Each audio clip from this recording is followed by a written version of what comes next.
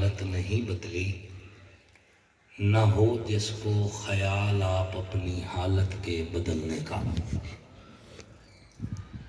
سامعین محترم، آپ جتنے بھی دوست یہاں پر موجود ہیں، جس برادری کی آپ نمائندگی کر رہے ہیں، آپ سب کا تہ دل سے شکریہ ادا کرتا ہوں کہ بالکل شارٹ نوٹس پر آپ اتنی بڑی تعداد میں اکٹھے ہوئے ہیں۔ میرا ذہن تھا کہ یہ ایک مختصر سا سیاسی اکٹھ ہوگا جس میں کوٹن برادری کے جو ہمارے مہربان ہیں ان کے ساتھ ملاقات ہو جائے گی، شرکت ہو جائے گی، لیکن یہ اکٹھ جو ہے ایک سیاسی جلسے میں تبدیل ہو گیا۔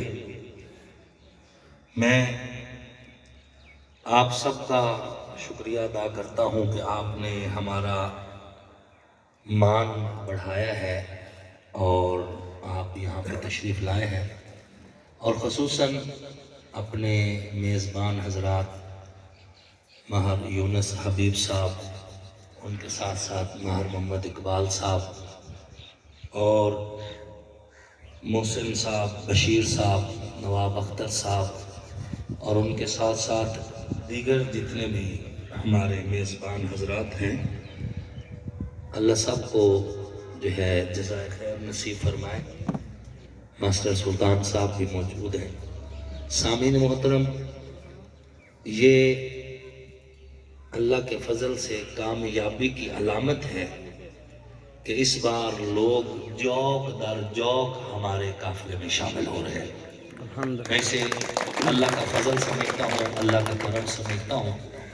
حضور صلی اللہ علیہ وآلہ وسلم نے فرمایا کہ دل اللہ کی انگلیوں کے پوروں کے درمیان ہے، تو اللہ جب کسی کے لیے چاہے تو اپنی صرف انگلیاں ہی گھمائے اور دل اسی کی طرف مائل ہو جاتے ہیں۔ میرا کوئی کمال نہیں ہے، نہ ہی میری کوئی حیثیت ہے، یہ جو کچھ بھی ہے اللہ کا کرم ہے، رسول اللہ صلی اللہ علیہ وآلہ وسلم کا دیا ہوا کرم ہے۔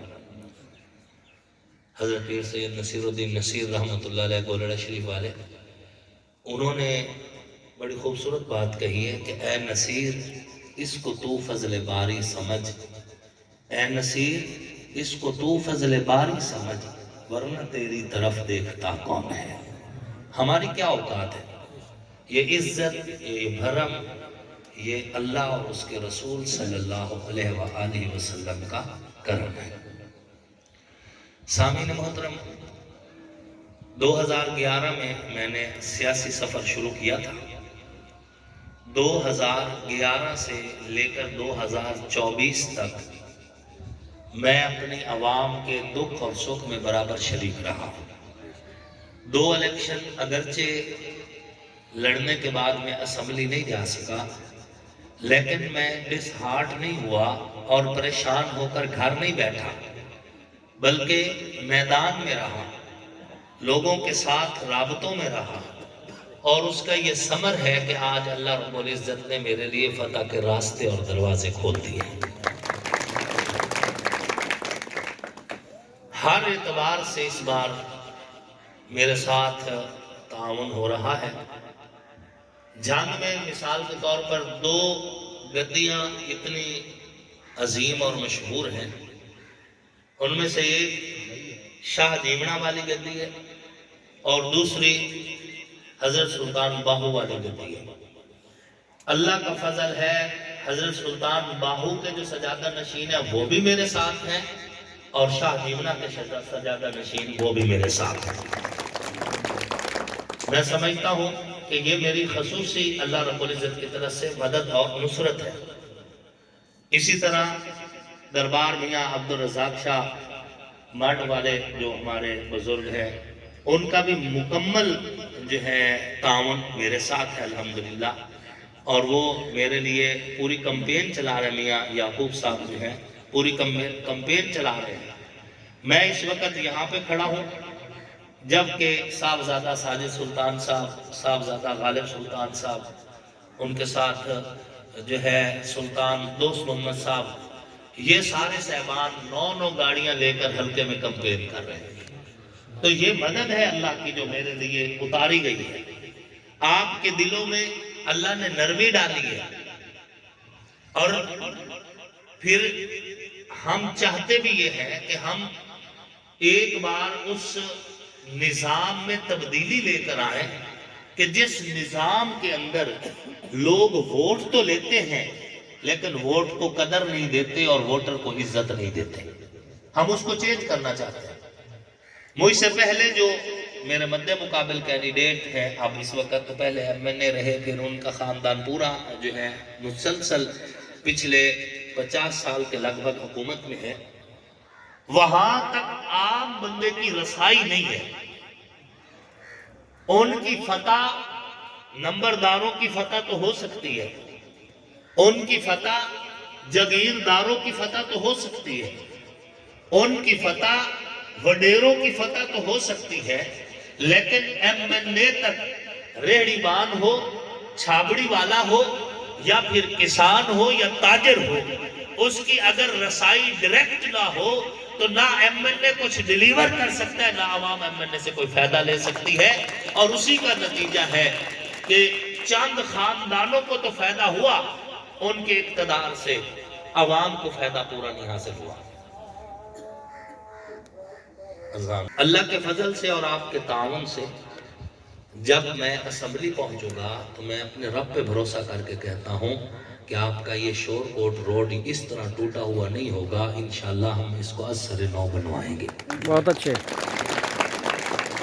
اس روڈ کے ٹوٹے ہوئے ہونے کی وجہ سے صرف یہ نہیں کہ آمد و رفت میں مشکل ہے، اس کے ساتھ ساتھ اس کے فرنٹ پہ بیٹھ کے جو لوگ روزی روٹی کماتے تھے ان کا کاروبار بھی معطل ہو چکا ہے. ٹریفک کی آمد و رفت سے جن کے بزنس جڑا ہوا تھا ان کا بزنس متاثر ہے. روز ایکسیڈنٹ ہو رہے ہیں. ہم انشاءاللہ شورکوٹ روڈ کو بنوائیں گے. اسی طرح احمد پور سیال کا روڈ ٹوٹا ہوا ہے جنگ تک، اس کو بھی ہم بنوائیں گے. آپ کا ہسپتال اس کو اپ گریڈ کروائیں گے، جدید سہولیات اس میں لے کر آئیں گے. تعلیم کے حوالے سے ہم یونیورسٹی کا کیمپس اپنے شورکوٹ میں لے کر آئیں گے انشاءاللہ، تاکہ ہمارے بچے پڑھ لکھ کر اس ملک کی مشینری کا حصہ بنے اور ہمارے بچوں اور بچیوں کو اعلیٰ تعلیم حاصل کرنے کے لیے فیصل آباد، لاہور، سرگودا یا بہاولپور نہ جانا پڑے. ان کو اعلیٰ تعلیم ان کے اپنے شہر شورکوٹ سے حاصل ہو سکے. یہ ہمارا خواب ہے. ہم کچھ کرنا چاہتے ہیں. آپ اپنا ووٹ ضائع نہ کریں. کوئی بھی کینڈیڈیٹ اگر کہیں پہ ووٹ مانگے تو اس کے وعدے نہ سنیں کہ میں یہ کروں گا، میں یہ کروں گا، میں یہ کروں گا، بلکہ اس کا ماضی دیکھیں. اس کا ماضی دیکھیں کہ جب وہ منتخب ہو کر اسمبلی میں گیا تھا تو اس نے ماضی میں کوئی کام کیا ہے. اگر اس نے ماضی میں کام کیے ہوں گے تو وہ مستقبل میں بھی کرے گا، اور اگر اس نے ماضی میں کام نہیں کیے تو وہ آئندہ مستقبل میں بھی آپ کے لیے کچھ نہیں کرنا چاہتا. صرف آپ سے ووٹ لے گا لیکن آپ کے کام نہیں کرے گا. آپ میں سے اکثر لوگ آتے جاتے ہیں میرے پاس. میں جب دفتر میں بیٹھا ہوتا ہوں، جتنے لوگ آ رہے ہوتے ہیں بلا تفریق ہم ان کے کام اور ان کے مسائل میں دلچسپی لیتے ہیں. کبھی کسی بندے سے نہیں پوچھا تیری قوم کیا ہے، تیرا مذہب کیا ہے، تیرا مسلک کیا ہے، اور تو ووٹر کس کے ہے. آج تک نہیں پوچھا. میں سکرین کے سامنے کہہ رہا ہوں. یہی ذہن کہ اگر میرے منہ ہلانے سے کسی کو نفع ہو سکتا ہے تو زبان اللہ نے بولنے کے لیے دی ہے. ہم اس وجہ سے، اس نیت سے اس کی سفارش کر دیتے ہیں کہ یہ بندہ خوش ہو نہ ہو، کم از کم اللہ تو ضرور خوش ہوتا ہے نا. اگر آپ چاہتے ہیں کہ آپ کا نمائندہ آپ کے جیسا ہو اور آپ بغیر کسی سیڑھی کے اس تک پہنچ سکیں، بغیر کسی واسطے کے اس سے مل سکیں، آپ اس کے گلے لگ سکیں، اس سے ہاتھ ملا سکیں، اس سے اپنا گلہ شکوہ کر سکیں، اس کے ساتھ اپنا مسئلہ شیئر کر سکیں، اور آپ کا نمائندہ آپ کے درمیان رہے، تو پھر بہترین چوائس آپ کا بھائی محمد آصف معاویہ سیال ہے.